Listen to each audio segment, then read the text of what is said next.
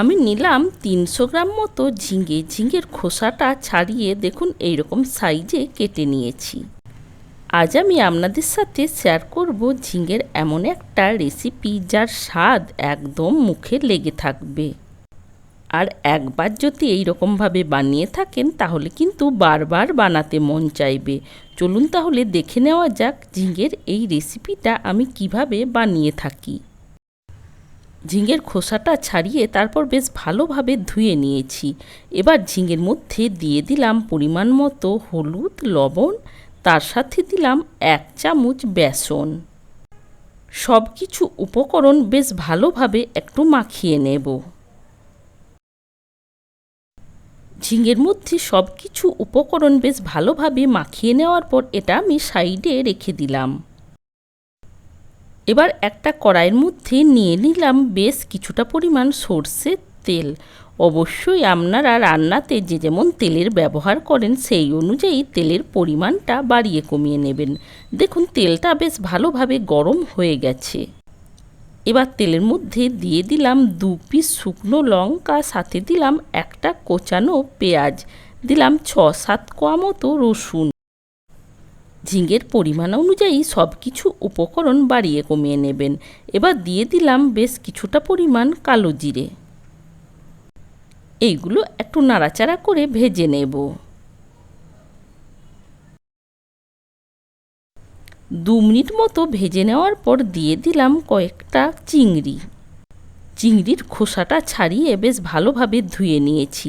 এবার পেঁয়াজ রসুনের সাথে চিংড়িটাও একটু নাড়াচাড়া করে ভেজে নেব।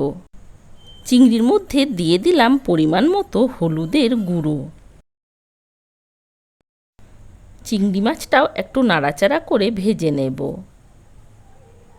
চিংড়ি মাছটা দিয়ে খুব বেশি সময় নিয়ে ভাজার দরকার নেই।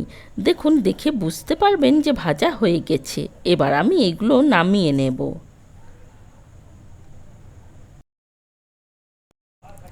এবার ওই কড়াইয়ের মধ্যেই দিয়ে দিলাম সামান্য সর্ষের তেল। তেলটা বেশ ভালোভাবে গরম হয়ে যাওয়ার পর দিয়ে দিলাম ওই ম্যারিনেট করে রাখা ঝিঙেগুলো।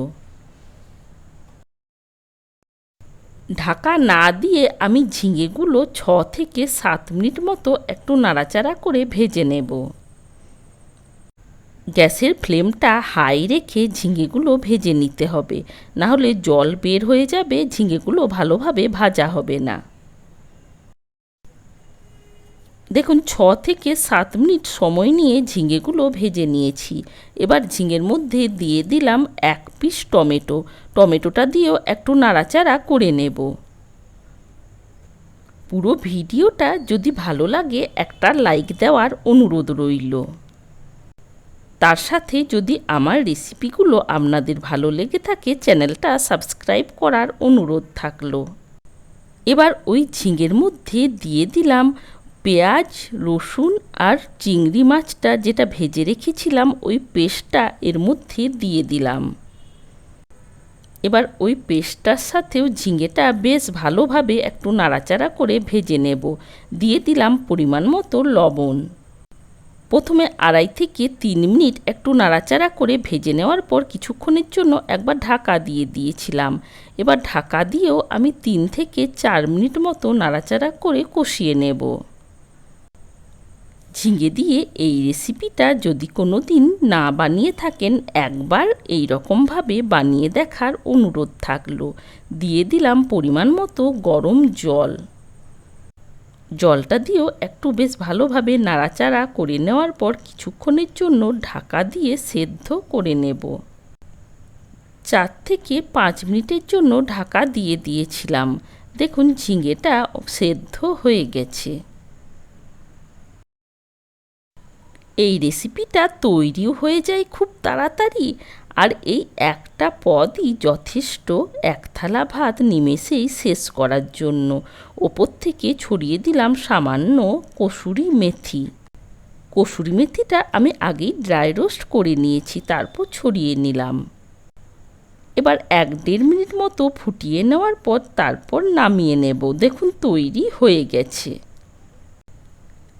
একটা প্লেটের মধ্যে সার্ভ করে নিচ্ছি। আজকের এই রেসিপি সম্পূর্ণ দেখার জন্য অনেক অনেক ধন্যবাদ। ভালো থাকবেন, সুস্থ থাকবেন। আর এই রকম নিত্য নতুন রেসিপি পেতে চ্যানেলটা সাবস্ক্রাইব করার অনুরোধ থাকলো।